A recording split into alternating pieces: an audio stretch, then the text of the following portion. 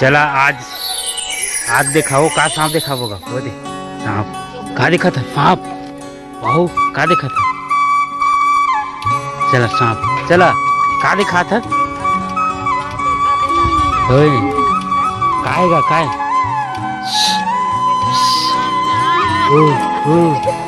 काय चल तो बताएंगे ये कब से निकला। तो आप देख सकते हैं ये जो सांप है ये करीबन 15 मिनट हो गए हैं यहाँ पे निकल के दोनों ही अटखेलियाँ कर रहे हैं, खिलियाँ खेल रहे हैं, मस्ती कर रहे हैं। तो आज चलिए आपको ले चलते हैं, देखिए आप। और देखा संगवारी हो यार, धमना के दूठ जोड़ी है और आप मतलब जूम करके दिखा था जबरदस्त। ये दुर्लभ ही देखा जाते ये सांप पर जो है इस प्रकार से खेला थे देख सका था।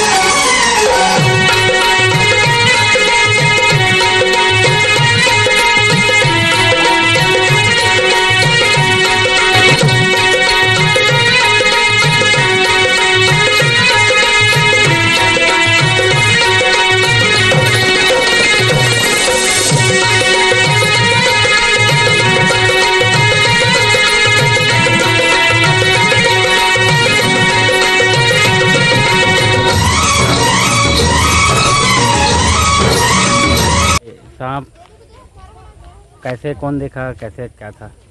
तो देखिए ये जो आप सांप देखे इसको हम लोग तो घर में थे तो मेरी भाभी हमारी बाड़ी तरफ आ रही थी तो देखी, फिर उसके बाद चिल्लाई कि सांप सांप। तो हम लोग आगे देखे तो ये मैं देखकर जान गया कि ये 2 धमना सांप है और ये अटखेलियाँ खेल रहे थे, मस्ती कर रहे थे। शाम का मौसम है, ठंडा मौसम है, हवा थोड़े पानी बूंदाबांदी किया तो ये दोनों निकले और मस्ती जैसे हम लोग करते हैं, मस्ती खेलते कूदते हैं और थोड़ा एंजॉय करने का मन करता है। तो ये लोग भी ऐसी निकले और एंजॉय कर रहे थे, मस्ती कर